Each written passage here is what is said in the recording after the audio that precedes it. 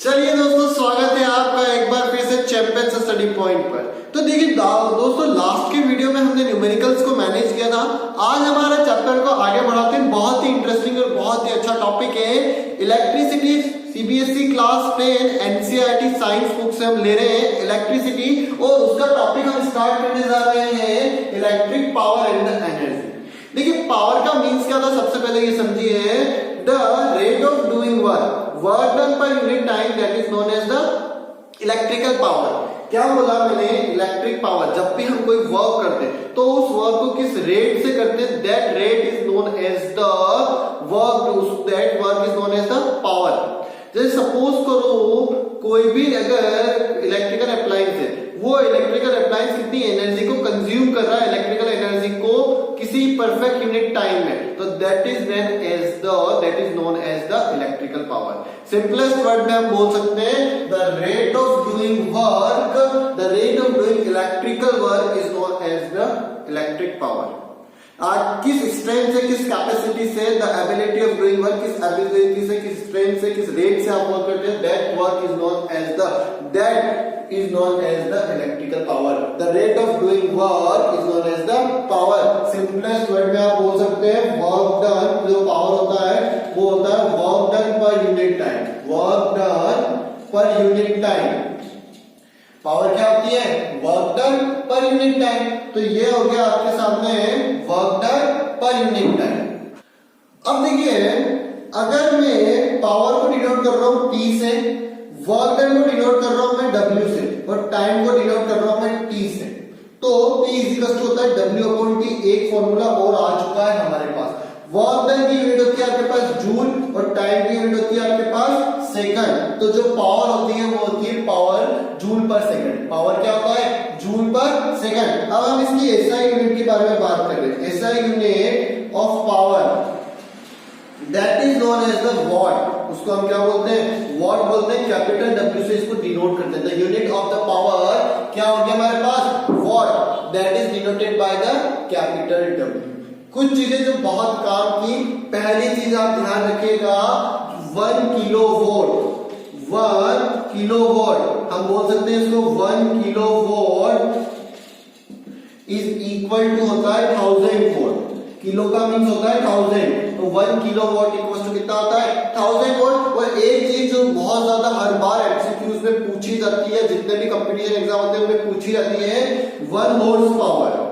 1 horse power, जितनी भी हमारे मोटर्स आती है, फैन की मोटर हो गई या पंप हो गई, जितने भी इंस्ट्रूमेंट आते हैं इलेक्ट्रिकल इंस्ट्रूमेंट, उनकी पावर हॉर्स पावर में आती है। किसमें आती है? Horse power. जितने भी बड़े इंस्ट्रूमेंट्स होते हैं, 1 हॉर्स पावर इक्वल टू होता है 746 वॉट। ये दोनों चीज आप ध्यान रखिएगा।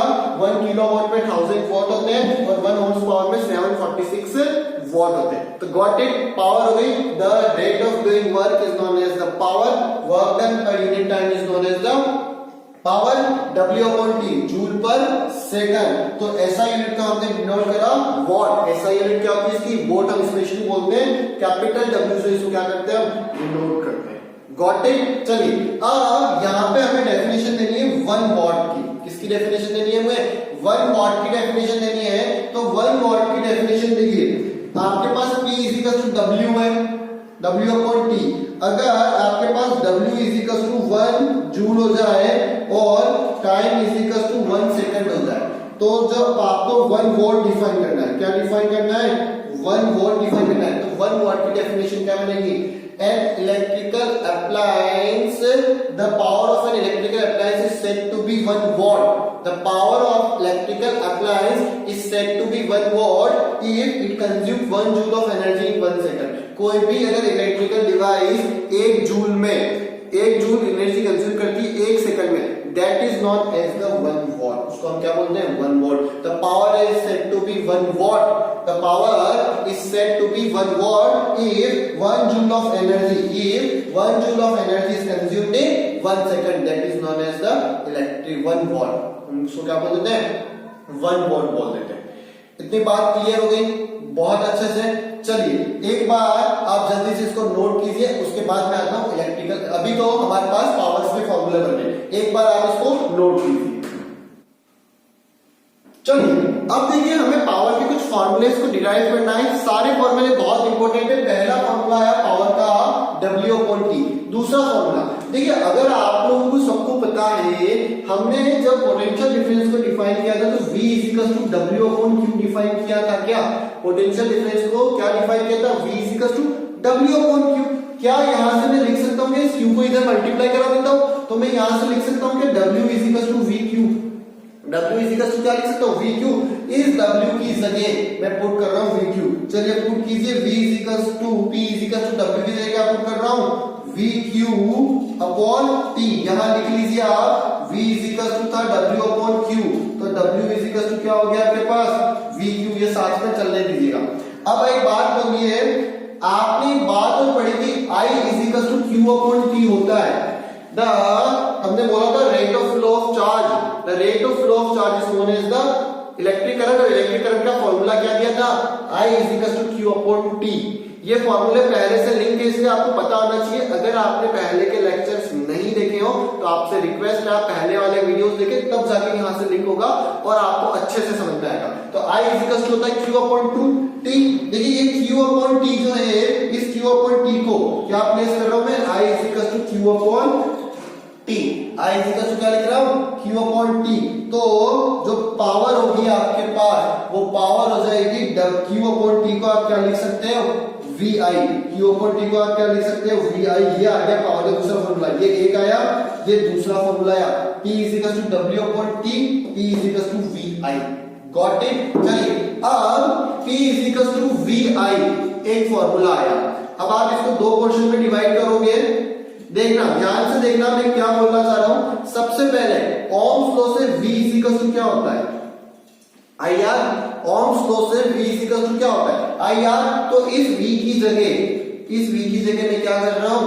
ये IR पुट कर रहा हूं, तो पुट कीजिए पावर इज इक्वल टू, ये देखिए मैंने क्या करा, ध्यान से देखिए, पावर का फॉर्मूला था VI। ओम्स लॉ से V इक्वल टू क्या होता है? IR। तो मैं पावर के फॉर्मूले को डिराइव कर रहा हूं, जो पावर का फॉर्मूला होता है V की जगह IR रख रहा हूं। तो ये IR into I as it is, into I as it is, तो P इक्वल टू आ गया I²R। एक फॉर्मूला और पावर का ये आ गया। तो देखिए पहला फॉर्मूला था W/T, दूसरा फॉर्मूला था VI, और तीसरा फॉर्मूला क्या आया? P equal to I²R। Got it? इतनी बात क्लियर हो गई। चलिए अगर ये फॉर्मूला था P इक्वल टू VI, यहां पे क्या मैं I इक्वल टू V/R भी तो होता है। ओम्स लॉ से एक बात सुनना, पहले मैंने V इक्वल टू IR रखा, लेकिन I इक्वल टू क्या होता है? V/R भी होता है ना। I इक्वल टू क्या होता है? V/R। तो अगर मैं इस I की जगह V/R रखूं तो क्या आपके पास P equal to V as it is और I की जगह V/R, तो P इक्वल टू आ जाएगा V²/R। P इक्वल टू कितना आया? V²/R। इतनी बात क्लियर हो गई क्या? देखिए आप ध्यान से, मैंने क्या बोला? P इक्वल टू VI था, V की जगह अगर IR रखा हूं एक केस में, ये केस फर्स्ट है मेरे पास और ये केस सेकंड है। अगर V की जगह IR रखा तो P IR, I into I, I²R। और अगर VI की जगह V/R रखा, वही ओम्स लॉ का सब्स्टिट्यूशन है, तो I equal to V/R, P equal to V into V/R, V into V कितना हुआ? V²/R। Got it? इतनी बात क्लियर हो गई। तो चार फॉर्मूले आए हमारे पास पावर के। पहला P इक्वल टू W/T, दूसरा P इक्वल टू VI, तीसरा P इक्वल टू I²R और तीसरा P इक्वल टू V²/R। ये जितने भी फॉर्मूले हैं, ये चारों के चारों फॉर्मूले आपको याद होने चाहिए, क्योंकि यहां से हम यूज करते हैं न्यूमेरिकल्स में। कोई सा भी फॉर्मूला कभी भी लगा सकते हैं, आपको डायरेक्टली लर्न होने चाहिए। देखिए मैं आपको न्यूमेरिकल्स में यूज करके बताऊंगा, एक बार आप इसको जल्दी से नोट कीजिए। तो चलिए दोस्तों, जो नेक्स्ट टॉपिक है हमारे पास वो है इलेक्ट्रिकल एनर्जी। देखिए इलेक्ट्रिकल एनर्जी सिंपलेस्ट वर्ड में आप बोल सकते हैं the ability of doing work. The ability of doing work is known as the energy. Simplest word में हम ये बोलेंगे कि जितना भी वर्क डन हो रहा है वो इलेक्ट्रिकल एनर्जी के इक्वल है। यानी कि जितना हमारी एनर्जी थी वो सब किस में यूटिलाइज हो गई? वर्क डन में यूटिलाइज हो गई। इसलिए हम मान कर चलेंगे, हम हमेशा वर्क डन को किसके इक्वल लेके चलेंगे? एनर्जी के इक्वल लेके चलेंगे। तो अभी हमने पावर का फॉर्मूला बोला था, जो पावर का फॉर्मूला था वो था वर्क डन अपॉन टाइम। तो देखिए वर्क डन था हमारे पास, वर्क डन अपॉन टाइम, यही था। यहां से वर्क डन को आप क्या लिख सकते हो, यहां से आप वर्क डन को लिख सकते हो पावर इनटू टाइम, यही लिख सकते हो वर्क डन को। और वर्क डन हमेशा इक्वल होता है एनर्जी के, वर्क डन हमेशा किसके इक्वल होता है, एनर्जी की। तो आप वर्क डन को लिख सकते हो energy, work done is always equal to energy is equal to power into time, power into time. तो आपके पास ये वही फॉर्मूला है, पावर का ही याद रखना है आपको, energy equal to power into time. अब जो ऐसा यूनिट होती है वर्क डन की, जो ऐसा यूनिट होती है एनर्जी की या वर्क डन की, वो होती है जूल। वो क्या होती है हमारे पास, जूल होती है। तो आपको इतना ध्यान रखना है, ऐसा यूनिट क्या होती है इसकी, जूल, और इस चीज का ध्यान रखना है। अब बहुत इंपॉर्टेंट देखिए, एक्चुअल में क्या होता है, जो जूल यूनिट होती है ना, जूल यूनिट जो होती है वो जूल यूनिट बहुत छोटी होती है, यानी कि ये इतना छोटा अमाउंट होता है कि इसको हम हमारी डेली लाइफ में या फिर जो हमारी इंडस्ट्रियल लाइफ है, जो डोमेस्टिक लाइफ है, हम उसमें इसको यूज नहीं लेते। तो वहां पे हमने स्टैंडर्ड यूनिट डिफाइन कर दी, वहां पे हमने क्या कर दी, एक कमर्शियल यूनिट डिफाइन कर दी, ताकि कि हम उसको प्रॉपर वे में मैनेज कर सके। जैसे कि क्या होता है, आप सबको पता है कि जो डिस्टेंस है उसकी ऐसा यूनिट मीटर है, लेकिन लॉन्ग डिस्टेंस को हम किस में मेजर करते हैं, किलोमीटर में। In the same way joule यहाँ पे बहुत छोटी यूनिट है, जूल यहाँ पर बहुत छोटी यूनिट है, इसलिए हम उससे मैनेज कर रहे हैं, हम उसकी कमर्शियल यूनिट डिराइव कर रहे हैं। तो नेक्स्ट टॉपिक डालिए, relationship between the commercial unit and the electrical energy. Electrical energy की कमर्शियल यूनिट के हम नेक्स्ट क्वेश्चन करें। चलिए नेक्स्ट है डेरिवेशन, या जो भी आप बोल सकते हैं उसको, थोड़ा सा छोटा सा उसका न्यूमेरिकल्स हर बार आते हैं। चलिए एक बार आप इसको नोट कीजिए। देखिए दोस्तों, नेक्स्ट टॉपिक जो आता है वो आता है commercial unit of electrical energy, और ये बहुत ज्यादा इंपॉर्टेंट है। आप 9th क्लास में भी इसको पढ़कर आ चुके हो। चलिए देखिए कैसे मैनेज करते हैं इसको। कमर्शियल यूनिट तुरंत ध्यान में, हमेशा ध्यान में रखना, kWh होती है।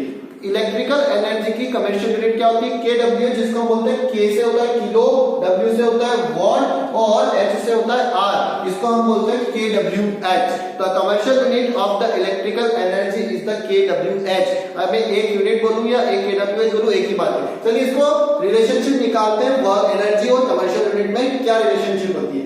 तो हमें सबको पता है, जो वर्क डन होता है, जो एनर्जी होती है, वो वर्क डन इनटू टाइम होती है। क्या, work done into time. Energy अभी बताई मैंने, work done into time. Energy की यूनिट जूल होती है, एनर्जी की यूनिट क्या होती है, जूल होती है। वर्क डन की energy equal to power into time होता है। एनर्जी इक्वल टू क्या होता है, पावर इनटू टाइम। तो एनर्जी की यूनिट जूल, पावर की यूनिट वॉट, इनटू टाइम की यूनिट सेकंड। आपको इस वॉट सेकंड को किसमें कन्वर्ट करना है, kWh में कन्वर्ट करना है। किसमें कन्वर्ट करना है, kWh में।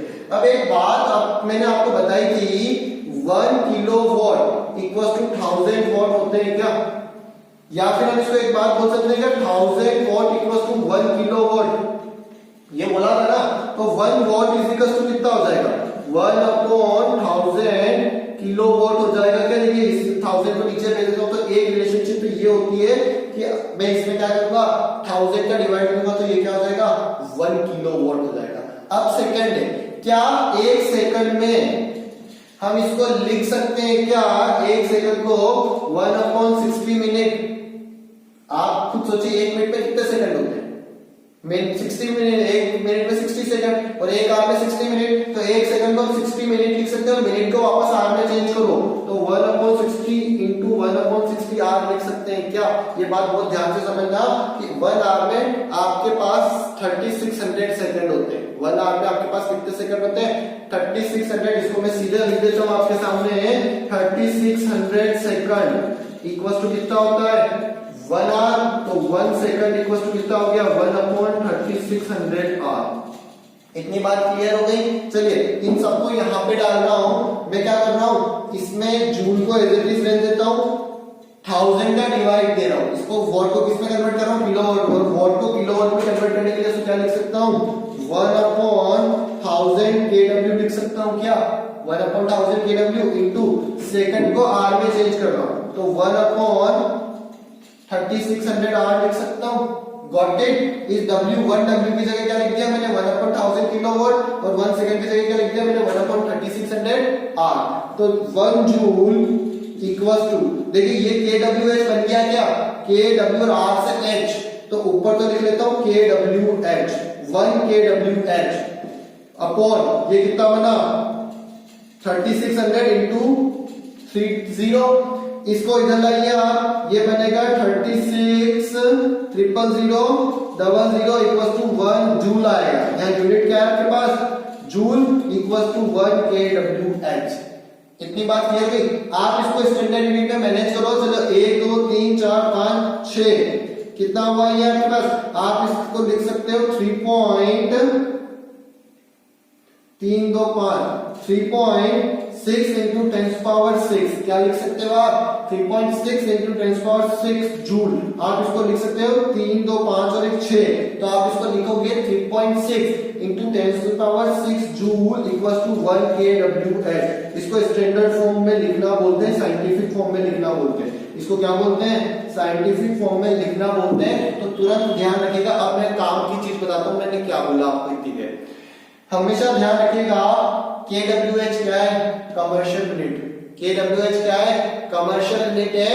और ये जो kWh है आपके पास कमर्शियल यूनिट, ये इक्वल होती है 3.6 इंटू 10⁶ जूल के 10⁶। यानी कि अगर 3.6 इंटू 10⁶ जूल यूनिट कंज्यूम होगी तो वो किसके इक्वल होगी, 1 kWh के इक्वल होगी। Got it. चलिए यहां से ये डेरिवेशन की ये डिराइव करना हम बोल सकते हैं कि derive the relationship between the joule and the kWh। तो जूल और kWh में क्या रिलेशनशिप है, 1 kWh equal to 3.6 into 10⁶ joule. Got it. चलिए जल्दी से एक बार आप इसको नोट कीजिए, इसके बाद आपके स्टार्ट हो गया न्यूमेरिकल।